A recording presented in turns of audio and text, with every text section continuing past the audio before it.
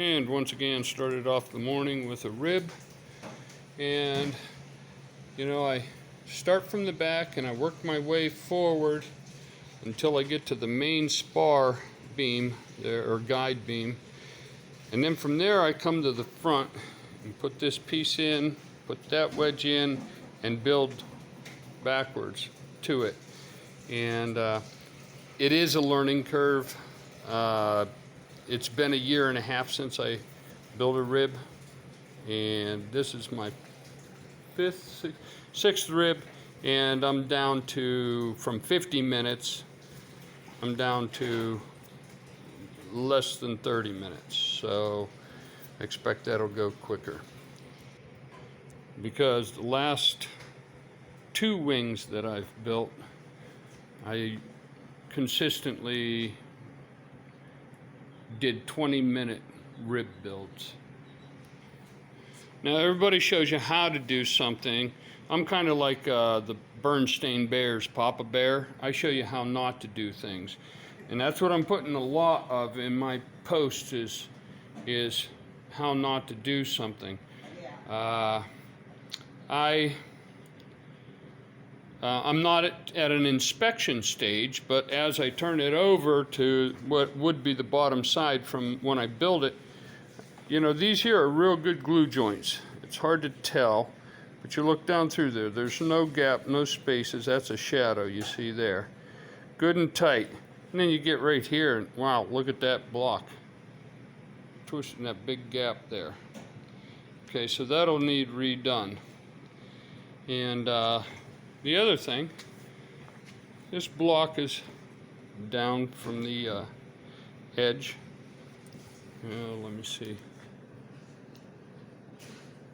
Now this is how thick this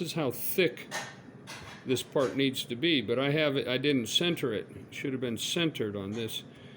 And so I need to, now this one I don't need to remove, but this one definitely needs just removed and redone. And I'll show you real quick how to do that. This here one, I'll take an 1/8 inch, make that angle in an 1/8 inch and glue it right in there. I'll clean that up good and tight so that it can get in there good and tight. So I need to do this one probably doesn't need done. I'll put one on top of this and put one on top of both of these. For some reason I just didn't slide them down to where they were centered, because they're at the finished size. They're close to it. And like this. That's what I did right here. That there was down too low. Trying to get you a better view of how I use this oscillating saw. It's one of my main tools. Works like, I use it like a scalpel, I often say. So loud noise.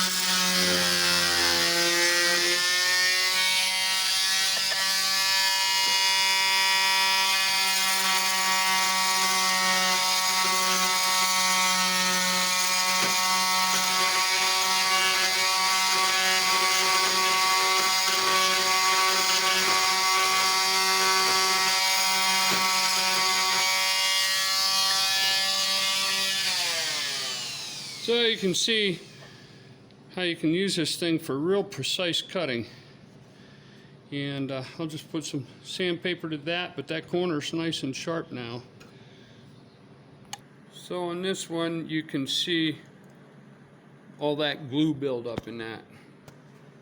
And I'll show you how the oscillating saw just cleans that up so nicely.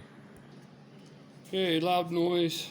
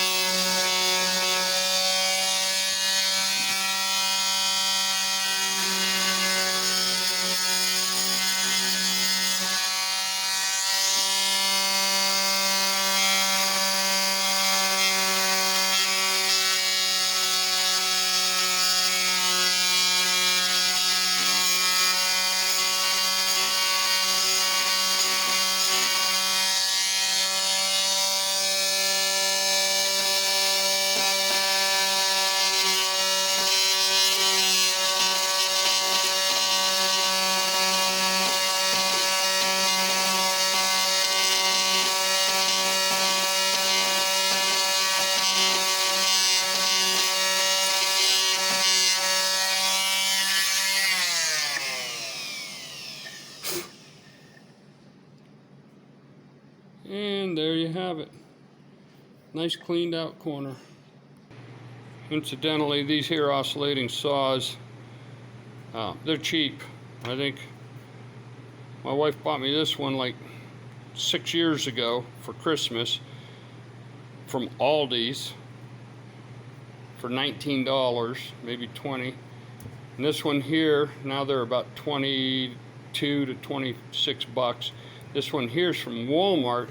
It just has the better bearings and stuff like that, according to what they write up in their stuff. But this one from Walmart, what do they call these? Hyper Toughs? Yeah, Hyper Toughs. Anyways, they seem to have a little better control on the oscillations, the speed. I always go with the very lowest setting. I've tried to raise the setting a little bit, and it's not as effective.